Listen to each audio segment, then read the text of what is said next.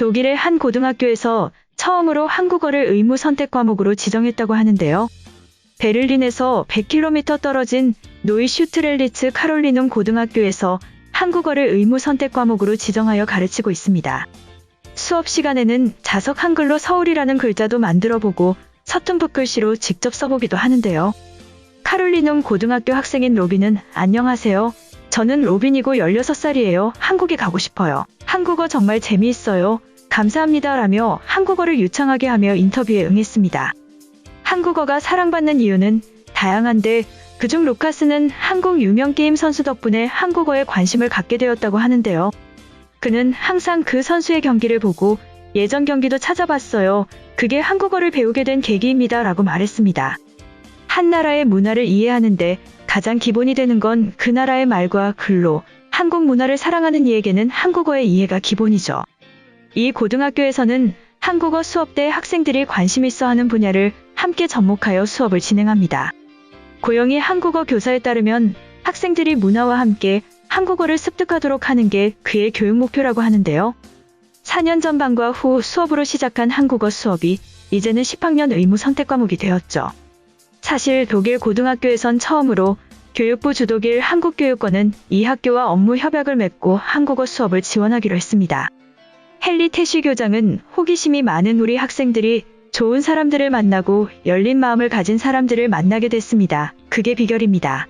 우리 모두가 서로를 더 잘 알게 될수록 미래는 더 아름다울 수 있습니다. 라며 전했는데요. K-팝 등 한국 대중문화의 인기를 바탕으로 독일 내에서 한국어의 인기가 나날이 높아지고 있습니다. 이지숙 주 독일 한국교육원장은 학교 및 교육 담당자와 적극 소통해서 한국어가 독일 학교의 정규 과목으로 더 채택될 수 있도록 지속적으로 노력하겠습니다. 라며 지원을 약속했죠.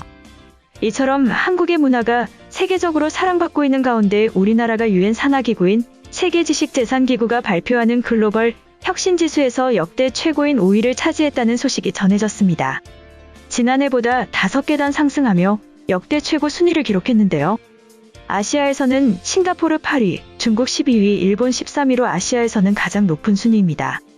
글로벌 혁신지수 평가는 WIPO, 유럽경영대학원 등이 전 세계 지식재산권기구 회원국을 대상으로 미래 경제 발전을 위한 주요 원동력인 각종 혁신 역량을 측정하고 각국의 공공정책 경영전략 수립 등에 필요한 정보를 제공하기 위한 목적으로 2007년부터 이루어졌는데요. 산업통상자원부는 지난 20일 세계지식재산기구가 132개국을 대상으로 진행된 글로벌 혁신지수에서 한국이 이 같은 순위를 기록했다고 밝혔죠. 올해 평가에서는 스위스, 스웨덴, 미국, 영국이 작년에 이어 올해도 1위부터 4위로 동일했습니다. 한국은 5단계 상승하며 상위 20개국 중 혁신 역량이 가장 많이 개선된 국가로 평가되었죠. 이처럼 산업부는 코로나19로 열악한 대내외 여건 속에서 미래에 대한 투자를 지속하며 이러한 투자가 무형자산의 창출, 확산으로 활발히 이어지면서 좋은 평가를 받은 것이라고 설명했습니다. 한국은 투입 부문 5개, 산출 부문 2개 등 총 7개의 평가 분야 중 미래에 대한 투자를 평가하는 인적자본 연구 분야에서 3년 연속 세계 1위를 기록했죠.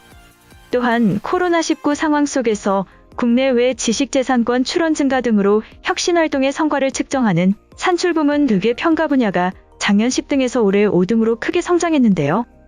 이어 81개 세부 지표별로 살펴보면 작년보다 5개 많은 9개 지표에서 세계 1위를 기록했습니다. 특히 한국은 GDP 대비 특허 출원, GDP 대비 PCT 출원, GDP 대비 특허 패밀리, GDP 대비 디자인 출원, 인구 대비 연구원, 인구 대비 기업연구원, 정보 온라인 서비스 등 항목에서 1위를 차지했죠. 그리고 문화산업 관련 성과도 인정받아서 창의적 성과 분야가 지난해 14위에서 8위로 평가받았죠.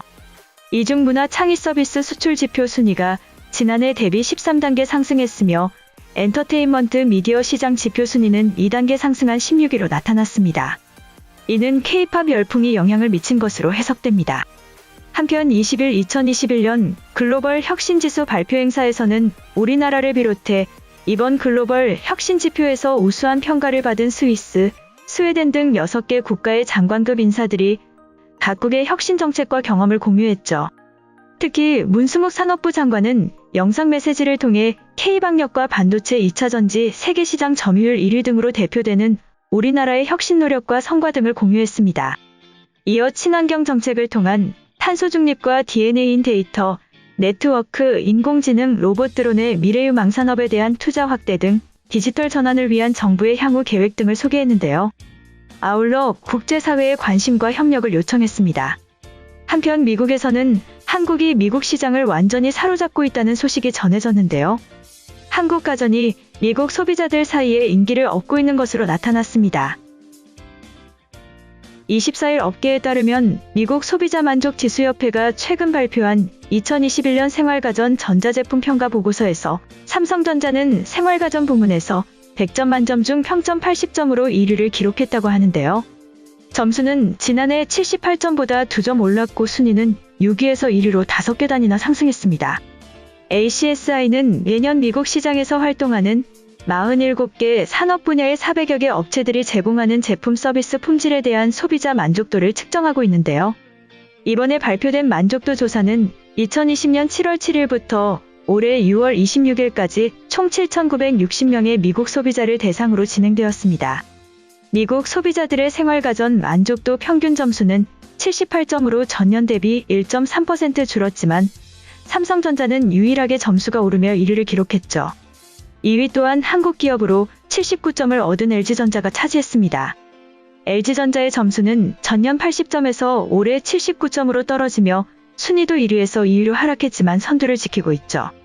이뿐만 아니라 세계 4대 미술관으로 꼽히는 미국 뉴욕의 메트로폴리탄 미술관 내 한국실의 규모가 확대된다고 하는데요.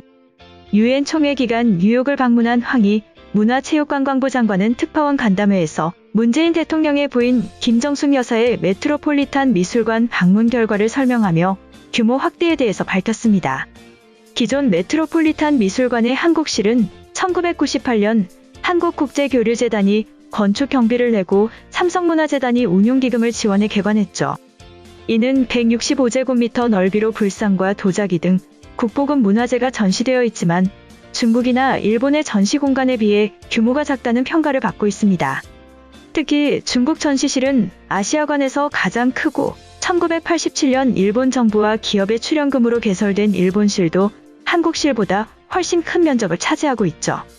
이러한 지적으로 황 장관에 따르면 메트로폴리탄 미술관은 한국 정부의 현재 한국실로 사용되는 갤러리보다 넓은 공간을 제시했다고 하는데요. 다만 황 장관은 추가 협의를 통해 한국실이 확대되더라도 정부가 직접적으로 예산을 투입하는 것보다 국내 유무를 장기 대여하는 형식으로 지원할 것이라고 설명했죠. 더불어 황 장관은 이건희 삼성 회장의 컬렉션과 함께 리움 미술관 소장품을 기반으로 메트로폴리탄 미술관과의 협업을 모색하고 있다고 전했습니다. 이번 영상은 여기까지고요. 제 영상이 도움이 되셨거나 세계 속 반응 더 보고 싶다 하시는 분들은 구독과 좋아요, 알람 설정까지 부탁드립니다. 다음에 또 봐요. 안녕.